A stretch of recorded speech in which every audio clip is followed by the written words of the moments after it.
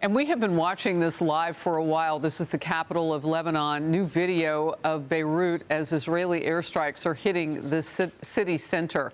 Operation Epic Fury now approaching week 3 with no sign of slowing down. U.S. forces continue to target the regime's military infrastructure. However, Iran is retaliating, launching attacks at our own key ally, Israel. And today, Iranian state media shared the very first statement from the so-called selected new supreme leader since his appointment, since they selected him. Here's part of it. We didn't hear from him directly, of course, I should mention that. We didn't hear his voice. They say that this is his handwriting, and they had a member of state-run TV read it aloud. It did show an image of him. It's a headshot, while that person read the prepared statement from Muqtada Khomeini, in which he vowed Iran would keep up attacks on its Gulf neighbors and keep blocking the Strait of Hormuz. This is Outnumbered. I'm Harris Faulkner, here with my co-hosts Kayleigh McEnany and Emily Compagno. Also joining us today, Kennedy, host of Kennedy Saves the World podcast, and Guy Benson, Fox News political analyst and host of The Guy Benson Show on Fox News Radio. Iran's deadly launching attacks on 2 oil tankers near the Strait of Hormuz overnight. The White House has told Fox just in the past hour, quote, President Trump is fully prepared to provide U.S. Navy escorts through the Strait of Hormuz if he deems it necessary. Our military has destroyed well over 20 inactive mine-laying boats, with more to come.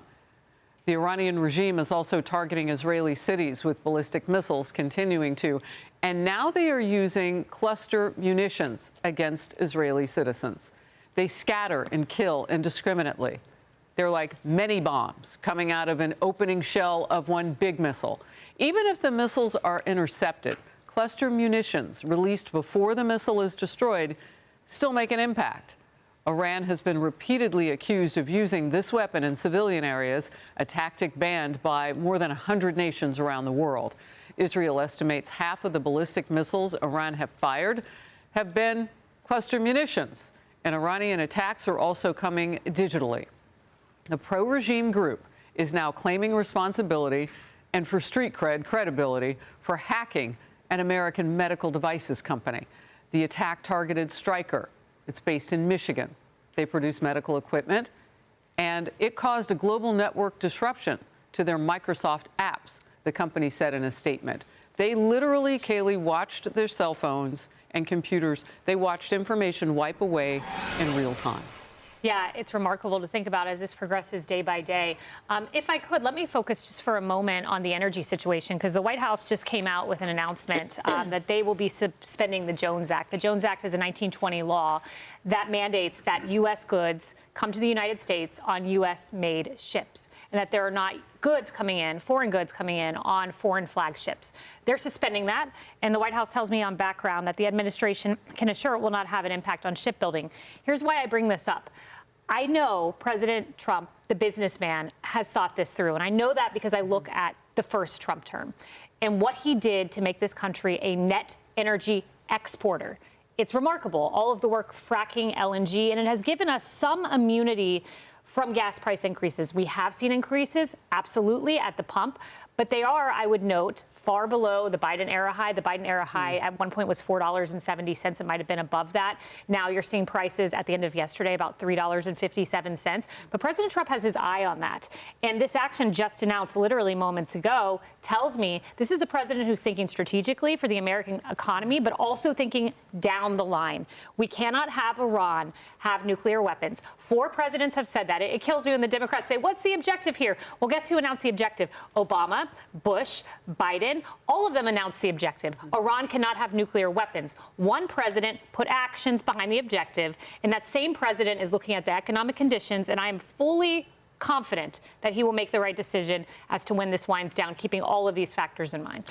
Well, and Kennedy, the president, is also listening to oil traders like Phil Flynn. We had him on last hour. He's listening to, what the market says. He'll say this looks like it's going to end very soon, and it actually has a positive impact by a lot on the market. So he knows that he can kind of move and groove right now and make some things happen. Yes, there are more hormonal tantrums in the oil market than with a teenage girl with PMS, you would say. Oh, Yeah, well, unfortunately, we're not going to see stability for some time, but that is absolutely what the oil market is begging for, because as you continue to inch northward in these benchmarks and oil gets more and more expensive, that's what Iran is trying to do. They are trying to create as much instability as possible because they know they have the choke point for such a massive bulk of the world's oil.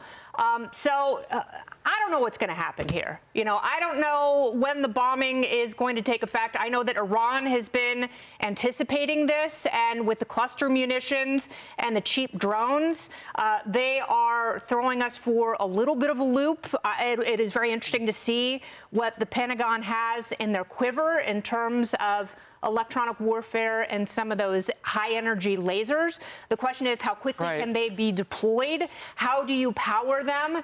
And will using those bring an end to the war, which is very necessary, not only for the oil markets, but for politics? The president's own party is putting pressure on him to wrap this up as quickly as possible. That is difficult when you have so many loose ends. And you've got Iran on the offensive in wily ways that maybe people didn't anticipate before we saw what we're seeing. Well, and Emily, I have learned that we can secure that Strait of Hormuz with our U.S. military. The challenge now are the mines that Iran has laid at the bottom of the strait now. And so we are working on ways to be able to identify the locations of those, because they'll detonate, if you will, from hearing a ship come into position. It doesn't have to be hovering over. So there are some things that can be done as well, because in that statement that this new, and we don't have proof of life, but we'll see what happened to Muqtada, and all of his family members died, but we'll see if he's still alive, and that's really a statement from him. But what he was saying was that this doesn't open until the war is over.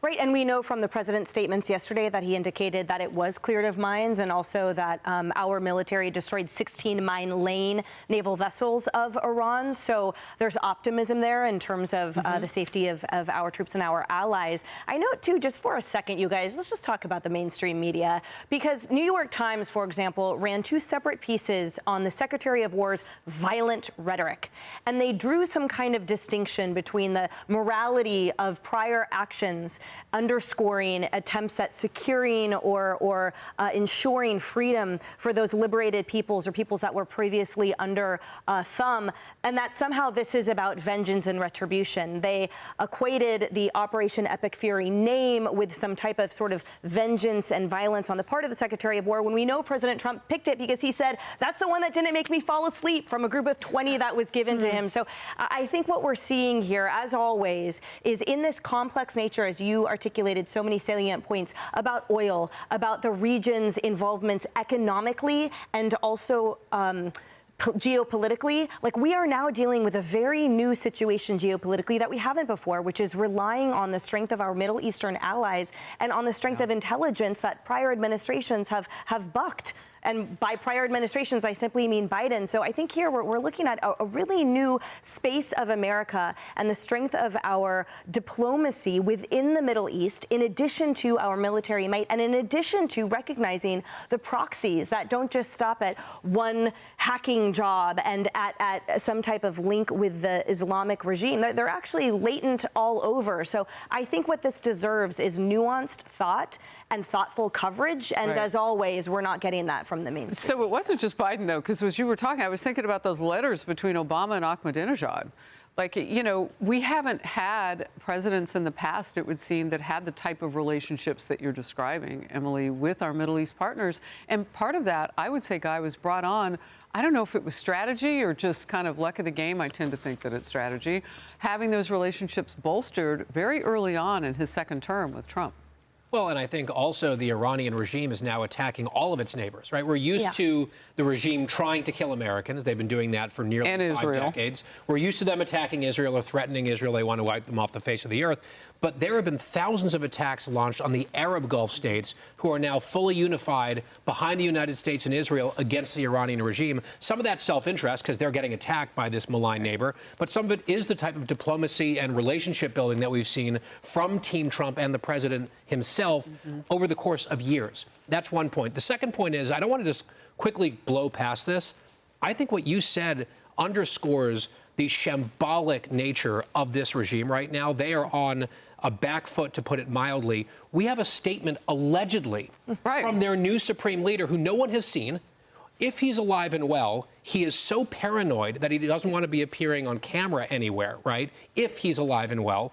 His predecessor, who he knew pretty well, is dead. The group that got together to select a new leader, they were bombed by the Israelis. So there are rumors out there that people have been fleeing Tehran within the leadership, anyone who's left, to go deeper into the country to try to escape some of these attacks. They are really in a very bad place, and we've put them there. You know, let's talk about that for just a second, just to give people an idea of how big this country is. Yeah, we know it's 90 million people, but you've seen places in Asia where you can get a whole lot of people in a smaller space. This is the size of like 3 Californias. It's huge. So to talk about going to war against that country, we have hit strategically military targets and done all of that. That says a lot about our military, that we can do that. 100%. It's a huge credit to us and to our Israeli allies and some of the Gulf Arab allies. The other key factor here is the Iranian regime might be able to scuttle, skitter away and try to hide in this massive country. One additional disadvantage that they have, beyond just our military prowess, is their population overwhelmingly hates them, because they've been putting these people down and slaughtering them and, just oppressing them for decades. So that's something that we also have going for us, and that they don't have going for them. Their people hate them for good reason. Yeah, I would note it's exactly unlike Iraq, where you're changing hearts and minds. There are no hearts and minds to be changed here. The hearts and minds have been changed by the evil ayatollah. Great point. Hey, everyone, I'm Emily Campagno. Catch me and my co-hosts Harris Faulkner and Kaylee McEnany on Outnumbered every weekday at 12 p.m. Eastern, or set your DVR. Also, don't forget to subscribe to the Fox News YouTube page for daily highlights.